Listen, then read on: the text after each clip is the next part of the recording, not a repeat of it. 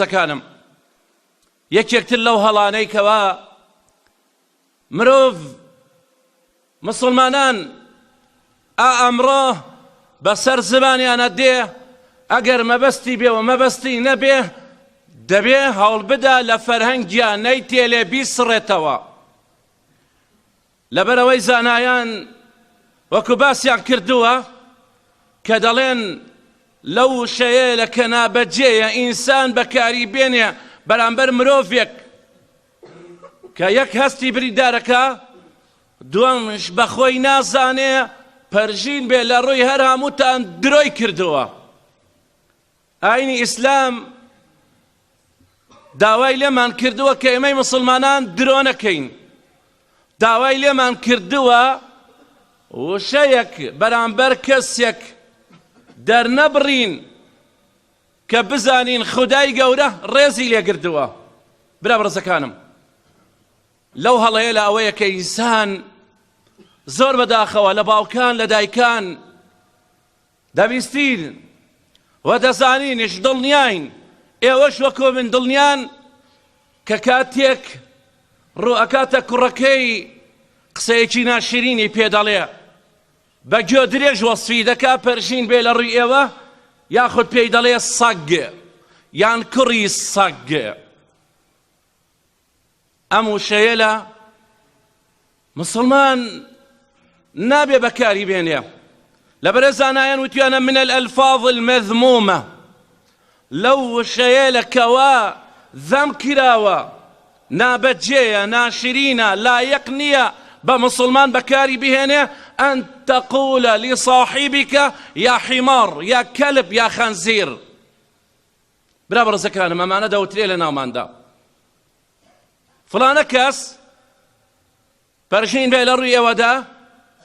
دا فلانە کەس وەڵا وەکو سەگ وایە فلانە کەس وەکو گوێ درێژ وایە وەکو کەر وایە وەکو بەراز ئەلەی بەرازە ئەڵەی مەیمونە خودایەک لەبان عەرشەوە ڕێزی لە ئێمەینەوەی ئادەم گردووە لە قورئانە وەسفمان دەکا سوورەتی وەتینی وەزەیتون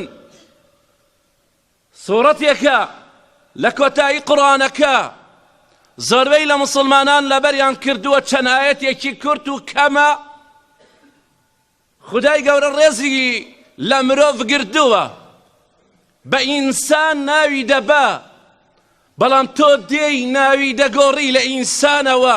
دەیگۆڕی پێی دەڵێ کەرە یاخود سەگ پەرژین بێ لە ڕووی هەر هەمووتان برا بەڕێزەکانم ما يلفظ من قول إلا لديه رقيب عتيد هەر لەفظێک وشەیەک لەسەر زمانمانە کە کاتێک بەیانیان لە خەو هەڵدەستێ هەتاکو ئەو کاتە ڕادەکشەی لەسەر جێ چاوەکانت لە یەک دەنەی هەرچی وشەیەکت ئەو لە نێوانی ئەو کاتەدا ئەو کات و ساتەدا دەربڕی بێ ئەگەر کەلامێک قسەیەکی جوان بێ دڵنیات دەکەمەوە فریشتەکان لە یادیان نەکردووە نووسیانە تۆماریان کردووە لەسەر تۆ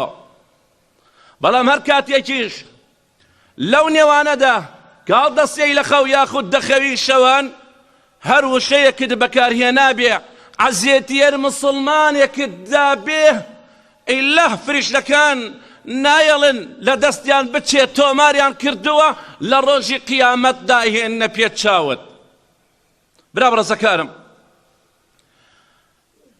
ما رواه ابن أبي شيبة في مصنفه عن مجاهد وغيره لمصنف ابن أبي شيبة دا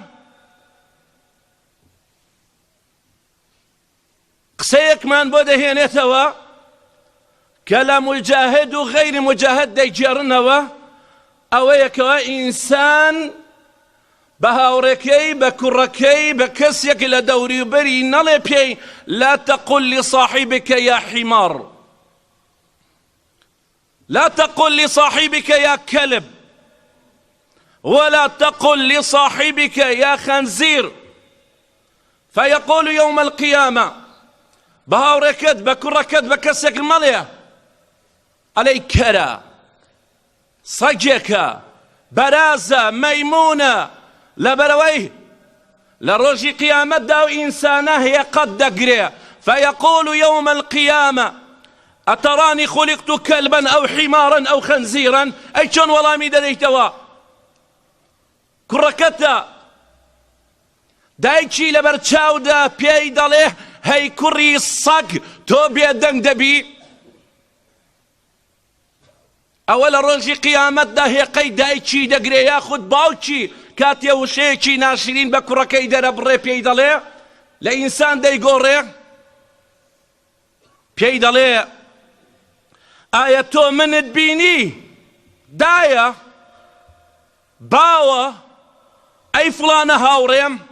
ئایا تۆ منت بینی بە شێوەی سەگ یاخود کەر یاخود بەراز دروستکرا بێتم وا ئێستا تۆ پێم دەڵێی سەگ یاخود کەر دڵنیاتان دەکەمەوە تاوانبارە بیت ئەگەر مە منداڵێکت لە ماڵەوە ناڕەحەتی بکە پێی دەڵێی هەی کەرە هەی کوڕی کەر هەی کوڕی سەگ پەرژین بێ لە ڕووی ئێوەدا دەبێ بیر لە وشەکە بکەیتەوە فهذه الألفاظ المذمومة قبيح من وجهين برا بەڕێزەکانم ئەو قسە و دەستە و واژانە لە دوو ڕووەوە خراپن یەکەمیان ئەوەیە أحدهما أنه كذب أي لم يخلق الله حمارا أو كلبا أو خنزيرا یەکەمیان ئەو کەسە پەرژین بێ لە ڕووی هەمووتان کە بە کەسێک ئاڵێ کەرە سەگە هەی بەراز هەی مەیمۆن ئەوە بزانن پەرژین بێ لە ڕووی هەمووتان درۆی کردووە ئەنەه کەذیبون بۆ درۆی کردووە لەبەرەوەی ڕووەکەیتە ئینسانێک دوو پێی هەیە قسە دەکا بە زمانی دەسوڕێتەوە پەروەرگار لە قورئانە ئاماژەی پێ کردووە و ڕێزی لێناوە بەڵام تۆ بەناو ئاژەڵە بانگی لێ دەکەی کاتە درۆت کردووە لەبەرەوەی خودای گەورە بە مرۆڤ دروستی کردووە نەیکردووە بە کەر و بە سەگ وا تۆ ناوی لێ دەنەی بە کەر یاخود بە سەگ